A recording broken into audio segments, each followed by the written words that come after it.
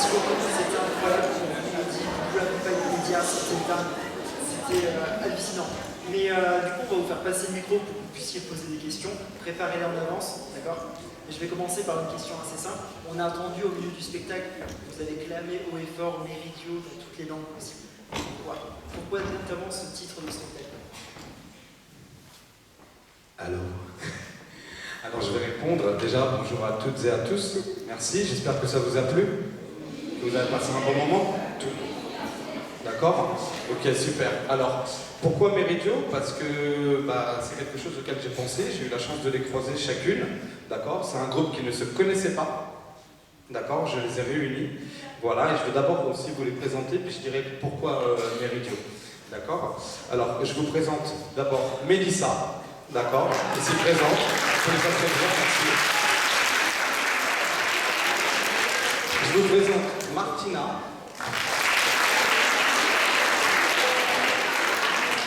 Lisa.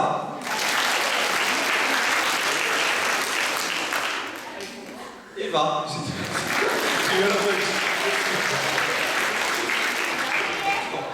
Ilana. Et Juliette. Merci pour elle. Méridio, ça veut dire, c'est un mot grec, et vous me corrigerez les filles si je dis une bêtise, c'est un mot grec qui se traduit par la notion de partage. D'accord? C'est une expression, et ça se traduit par la notion de partage. C'est ce que j'ai voulu représenter dans ce spectacle-là. Chacune des filles, et vous pourrez leur poser des questions, et ce sera même mieux de les entendre elles, mais chacune des filles vient d'un endroit du monde, d'accord? Certaines de France et d'autres d'étrangers, et on avait tous le même point commun, la même attache, la même envie, en tout cas, autour de la danse et du hip-hop. Et moi, je me suis intéressé à chacune d'elles, à leur parcours, à leur histoire, et pourquoi le hip-hop, pourquoi la danse, pourquoi la France, et les réponses, elles sont arrivées sur scène. Voilà. Mais c'est ça que ça veut dire Méridio, c'est ensemble. Voilà, c'est une notion de partage. D'accord, merci beaucoup. On voit aussi, par tout ce spectacle, vous explorez plusieurs variétés de danse, du hip-hop, on voit aussi toute autre variété, toute autre inspiration. Il vous a fallu combien de temps pour assembler tout ce spectacle de plus d'une heure? Alors, c'est un spectacle qui a été en réflexion, parce que ça vient de ma tête, là. D'accord. Je l'ai imaginé en 2018, d'accord. J'ai contacté des filles en 2019, et c'est là qu'on a commencé. On a commencé en 2019, 2020 arrive le Covid, 2019-2020, du coup il y a eu 2 ans de pause. Mais il n'y a pas eu 2 ans de pause pour nous parce que dès que les portes étaient ouvertes et qu'on avait le droit de sortir, on s'est tout de suite retrouvés pour travailler le spectacle. Ça a été un gros travail en sous-marin, si je peux dire. Voilà, on s'est cachés, on a été dans les studios, on a réussi à se retrouver et à pouvoir créer. Du coup, le spectacle, on a commencé à créer en 2019 et il est sorti en 2021. Aujourd'hui, on est en 2024, ça fait 3 ans que le spectacle tourne. Voilà. Et en tout et pour tout, parce qu'on n'est pas non-stop. On peut être 2 semaines ensemble et après on a chacun besoin de respirer, de faire autre chose et moi de reposer ma réflexion artistique. D'accord? Mais tout mis à bout, je dirais qu'il y a bien 16 semaines de travail. Voilà, c'est-à-dire que pourquoi je dis 16 semaines? Parce qu'il va y avoir facilement 8 semaines de danse et de studio. Il va y avoir aussi de la réflexion au niveau de l'écriture lumière, et je tiens à féliciter et à remercier Fabrice qui est notre régisseur. On peut l'applaudir, il est notre régisseur lumière, et quand je dis régisseur, c'est pas juste là pour mettre la lumière, c'est qu'il a imaginé la lumière, il a écrit la lumière à travers mes envies. D'accord? Du coup, tout ça, c'est un gros travail de réflexion, la danse, la lumière, les costumes que les filles ont besoin de porter, la musique, qui est une composition originale. J'ai dû m'entourer de compositeurs et aussi d'un beatmaker.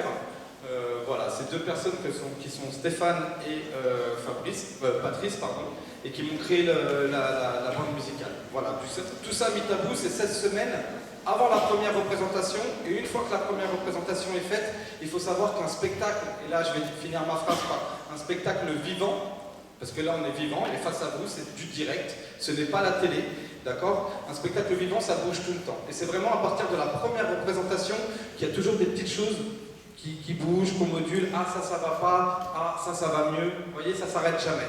Voilà, parce que c'est vivant. C'est pas comme un clip TV où une fois que c'est enregistré, c'est bon, ce sera toujours pareil. quand tu mets le DVD ne va pas bouger, ce sera toujours la même chose. Et quand on se trompe lors d'un tournage vidéo, on peut recommencer. Ce qu'on ne peut pas faire en direct. D'où le nom spectacle vivant, c'est vivant. D'accord? Vous sentez les énergies, les sons, etc. D'accord? 16 semaines de travail pour me répondre. Voilà. Voilà, merci beaucoup. Alors j'ai vu qu'il y avait déjà une question qui allait être posée. J'ai vu que la main était levée, voilà.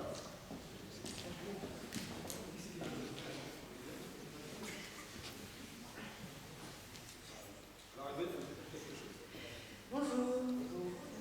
Ça va? Yes, merci. Ça va. Moi j'ai une question juste à vous poser. Est-ce que vous avez l'habitude de voir des spectacles ici ou ailleurs? Ou si c'est la première fois?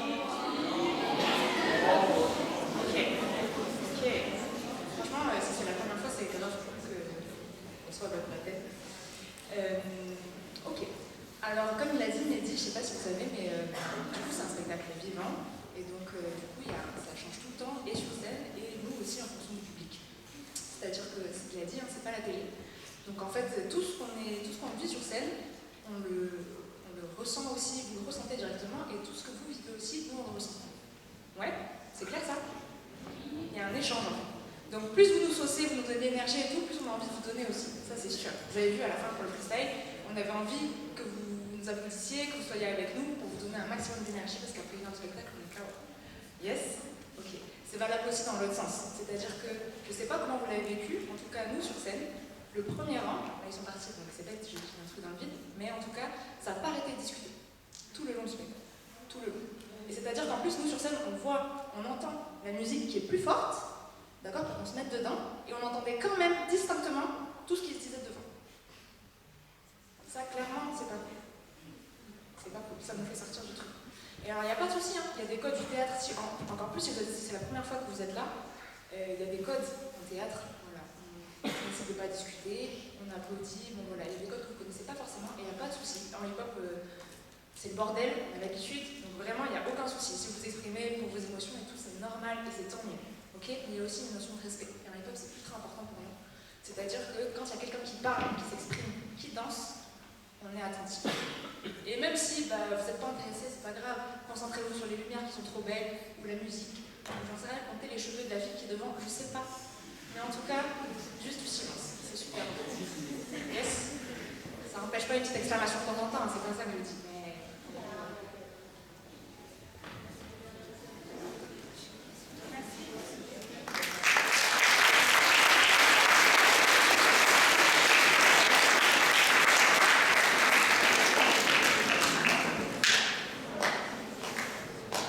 Mais du coup, moi il y a un truc qui m'a grave fait plaisir, mais je pense à toutes, c'est qu'au début votre énergie elle était là-haut et tout. Et en fait, on a senti qu'à un moment donné, je sais pas quoi, mais ça vous a attrapé. Et vous étiez dedans. Et ça fait trop plaisir. Fallait le dire quand même, parce que du coup, nous on était avec vous et on s'est bien senti. Donc vous inquiétez pas. Voilà, c'était juste ce que je voulais dire.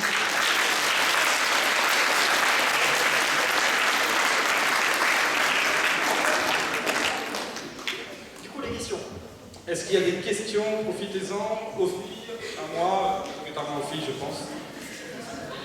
C'est elles qui sont sur scène.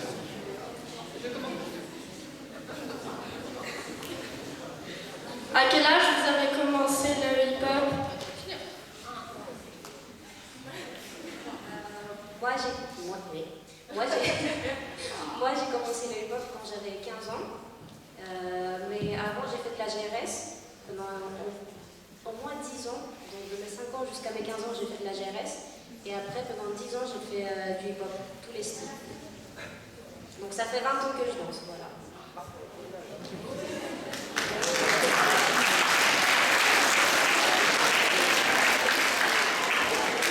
Moi, j'ai commencé avec les danses traditionnelles italiennes quand j'avais 8 ans. C'était des danses de couple, comme la baratz, etc.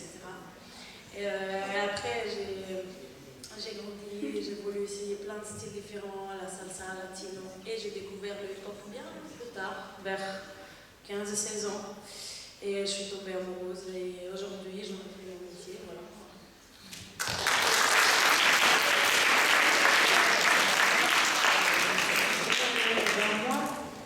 Ouais, j'ai commencé aussi vers l'âge de 7-8. peu par dépit parce que je voulais faire du hip-hop mais il n'y en avait pas là où j'étais. Du coup, on m'avait dit, oui, fais de la danse classique, sinon. Non, c'est mort. Chignon et tout ça, classique, c'est mort. Bon, finalement, j'en ai fait après, mais voilà. Et sinon, hip-hop, quand j'ai pu, donc vers 12 ans. Voilà. Donc, ça fait un petit moment.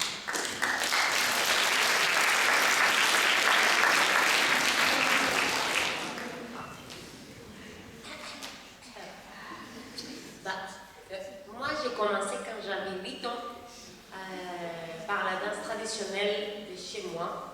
Désolée pour mon accent. Et après, à 14 ans, j'ai découvert le hip-hop par les films. Parce que chez moi, il n'y avait pas accès au YouTube ni au téléphone. On avait vraiment la télé. Et dès que j'ai vu ça, je me suis dit, waouh, je veux commencer ça. Et après, je suis venue en France, j'ai fait ma formation en danse. Je suis danseuse professionnelle. Et voilà, je suis là avec cette belle femme ici.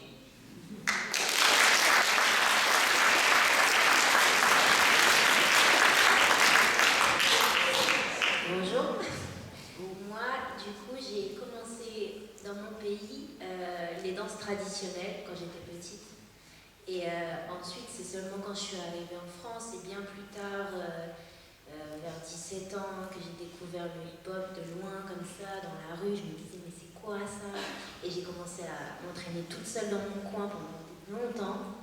Et c'est comme ça que la vie m'a mis sur le chemin, cette compagnie, cette famille. Donc voilà, c'est quand même assez... c'est quand même pas si longtemps, mais c'est là.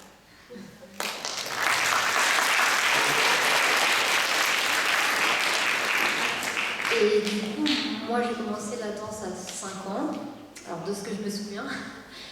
Et je faisais beaucoup de danse classique, tout ça. Et j'ai découvert le hip-hop, la culture hip-hop surtout, vers l'âge de 10 ans. Donc j'écoutais beaucoup de rap, beaucoup de musique surtout. Et puis après, j'ai découvert le hip-hop en dansant avec mes cousins qui faisaient du break. Et voilà, et depuis, je suis restée dedans.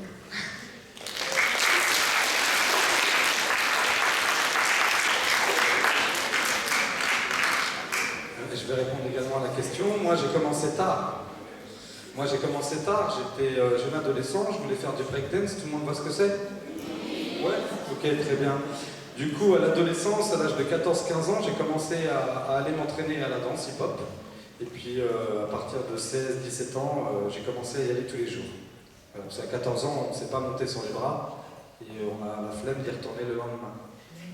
Mais après, j'y suis allé le lendemain, le surlendemain, etc., etc., etc.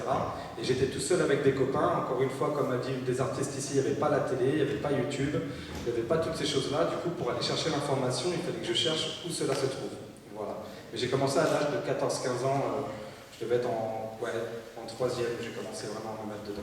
Voilà.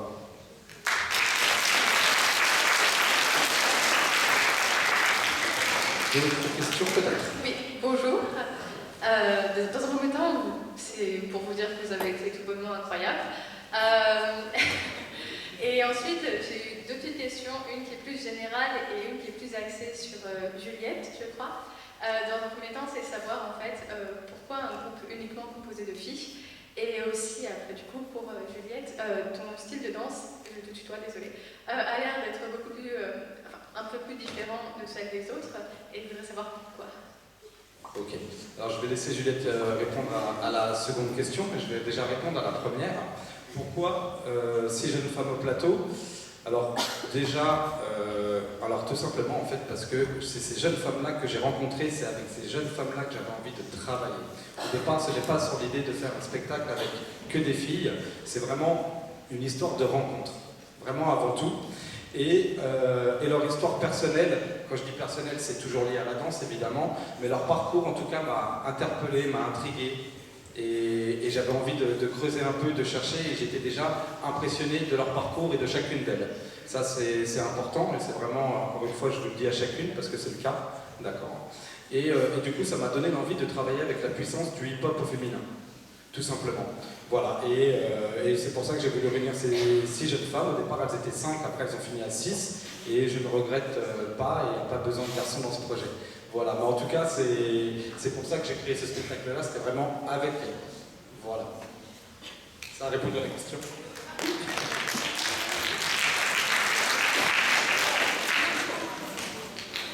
Alors, c'est pas une question facile. Je vais essayer d'y répondre.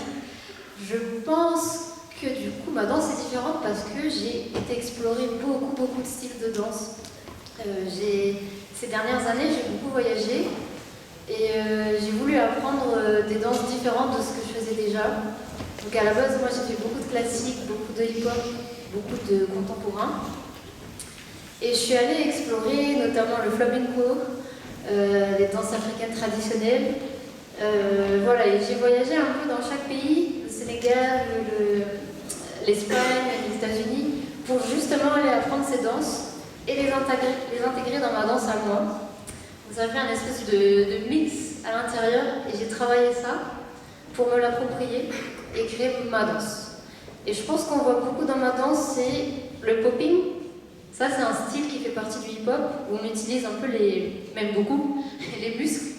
On les contracte et on fait, alors là je suis assise, c'est pas évident, mais on fait des effets, tout ce qui est robotique, tout ce qui est boogaloo, tout ce qui est les vagues dans le corps, tout ça, ça fait partie du popping. Et ça, on va dire que c'est mon style prédominant parmi tous les autres styles que je pratique. Voilà.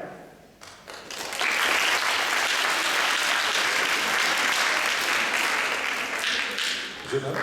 Oui, je te vois. Ça fait combien de temps que vous pratiquez cette danse? Alors, on a un peu répondu tout à l'heure avec la question, c'était à quel âge on a commencé. Du coup, elles ont majoritairement commencé à l'adolescence. Et aujourd'hui, ce sont de grandes jeunes femmes. Du coup, je dirais que ça fait une moyenne, si je me trompe, une quinzaine d'années. En faisant une moyenne, voilà. En faisant une moyenne, ça fait une quinzaine d'années qu'on a commencé.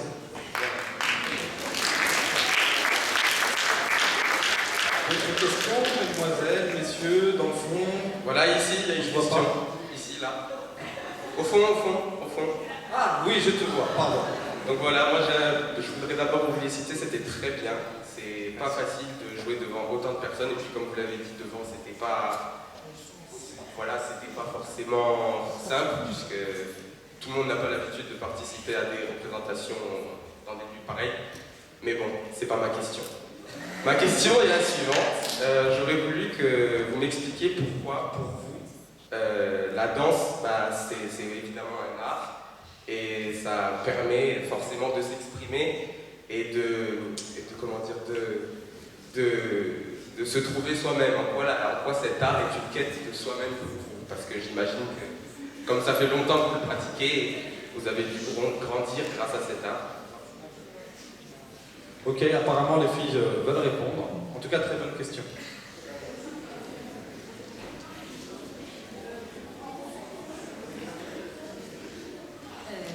Faut que je parle. Ouais, ok. La question est super intéressante et pertinente. Je pense qu'elle nous a un petit peu inspiré. Moi, personnellement, la danse, je pense que c'est ma façon prédominante de m'exprimer. Je suis plus à l'aise avec mon corps qu'avec les mots et qu'à l'écrit par exemple. Et en même temps, là où ce que je trouve dans la danse, c'est que ça s'aligne à l'intérieur de moi, mon corps, mes sensations, tout ce que je ressens, ce que je vis avec mon corps. Donc c'est rien, la température, le sol dur, la fluidité des vêtements, tout ça, tout ce que je vis, ça se coordonne avec ce que mon cœur vit, mes émotions, etc. Et en même temps avec ma tête, mes pensées, ce qui se passe. Donc il y a tout qui s'aligne et il y a tout qui sort. Voilà. C'est pour ça que moi la danse est mon moyen. Mais je sais pas si on le choisit vraiment ou si c'est comme ça. Je sais pas.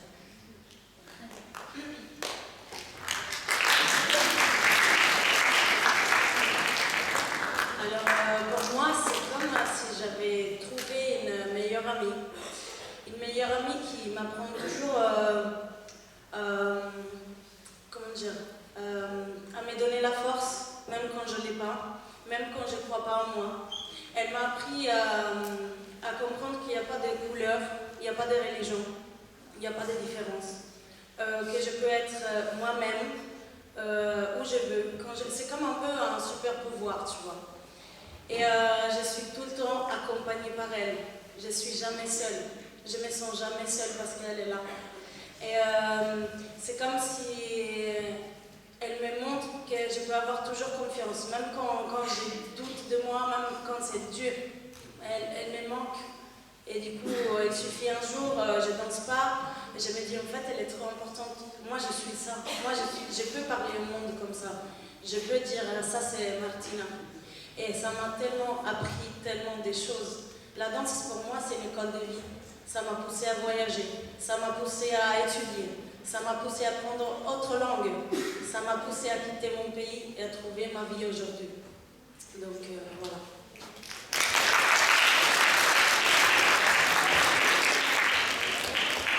Super, on va peut-être laisser une ou deux dernières questions, histoire de laisser se reposer aussi. Ça va. Vas-y, jeune homme. Ça marche. Alors, ok. Au bout d'un moment, j'ai entendu que les filles ont parlé espagnol. Et du coup, habla español o solamente la ont aprender? Ok, et alors, du coup, je rebondis. Je vais te répondre avec une question. D'accord? Et la question sera un peu pour toutes et tous. Alors, vous avez, je crois, eu le fascicule, hein, le prospectus. Est-ce que vous sauriez qui par exemple, Martina, d'où vient-elle? On dirait qu'elle vient de l'Italie. Très bien. Je continue. Comment? Lisa. Au revoir, groupe du fond. Au revoir. Merci. Lisa. Je sais pas. Les autres? Quelle langue elle a pu parler? Vous avez entendu? Elle a parlé.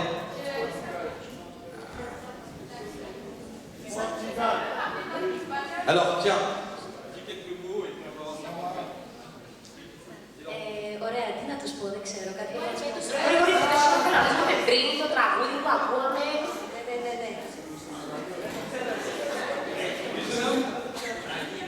Comment? Non. Alors, tu sais qu'à trouver? Grèce.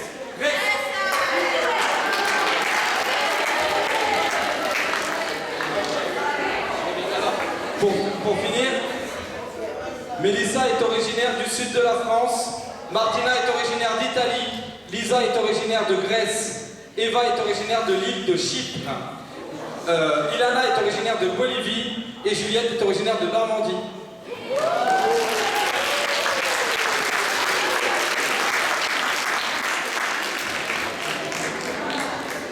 Ok, eh bien merci à tous.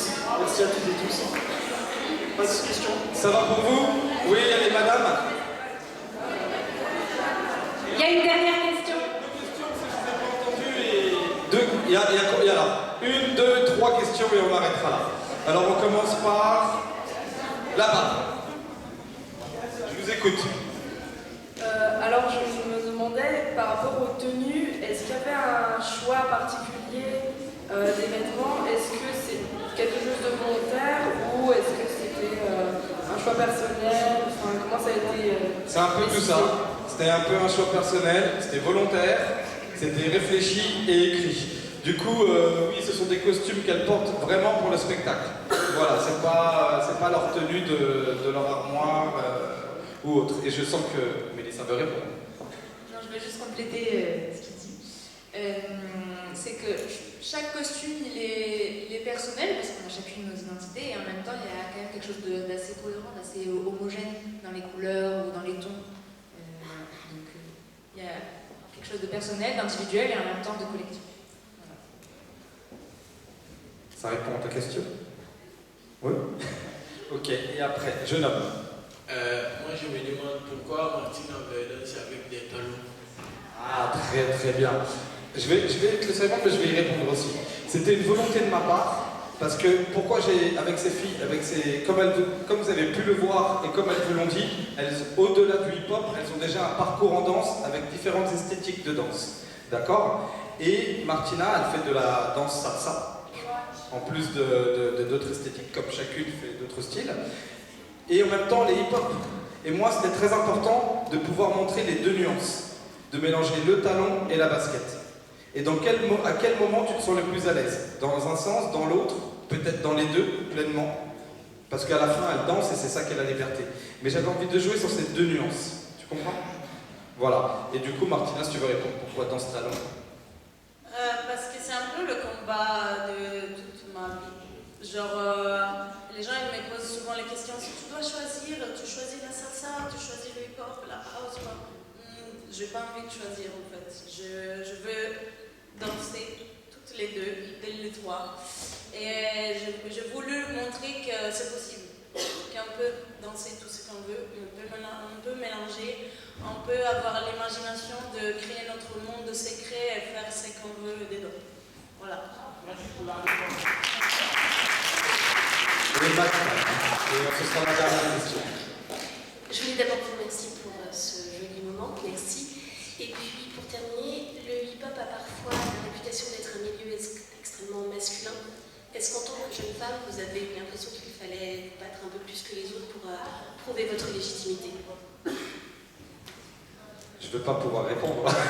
Qui veut répondre, les filles? Martine. Là, c'est une question, elle se bat elle-même. Je voulais juste dire que je parle justement de ça. J'ai fait un podcast que j'ai publié sur Spotify où je parle de mon expérience partagée avec celle que j'ai pu partager avec les femmes que j'ai rencontrées dans ma vie, dans le monde entier, dans le milieu masculin, dans le milieu hip-hop. Du coup, si vous avez envie, c'est sur Spotify, je m'appelle Martina, vous avez trouvé. Et effectivement, oui, parfois ça a été difficile. Je laisse peut-être quelqu'un. Je te laisse le micro juste après.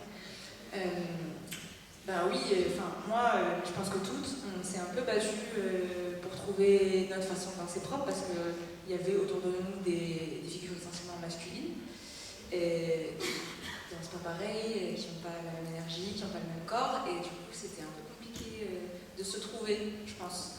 Voilà, avec la culture, etc. Il y a un truc un peu macho quand même dans l'époque, on peut dire. Hein. Donc c'était compliqué de trouver sa voie, mais c'est possible, et il y en a plein en fait. Quand tu ouvres un petit peu les yeux, quand tu ouvres les portes, quand tu cherches, il y a plein de femmes. Donc il faut juste se donner la parole. Juste rajouter un petit truc, excusez-moi. Je veux dire qu'aujourd'hui, par rapport à déjà il y a 10 ans, ça a beaucoup changé. On est beaucoup plus ensemble et ça fait la puissance. Quand on comprend que les hommes et les femmes ensemble, c'est plus puissant et qu'ils comprennent que nous, on peut être aussi fort que eux, voire plus, voire moins. On est tous différents, on a tous une énergie différente. Et du coup, quand on s'accepte les uns avec les autres, ça crée la magie, quoi.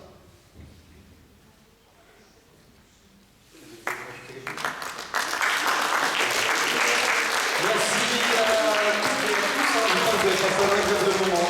Voilà, en tout cas, n'hésitez pas à nous suivre. Et puis, si vous voulez échanger un mot avec les filles, elles sont là tout de suite. Voilà, à titre personnel. Profitez-en. Merci beaucoup.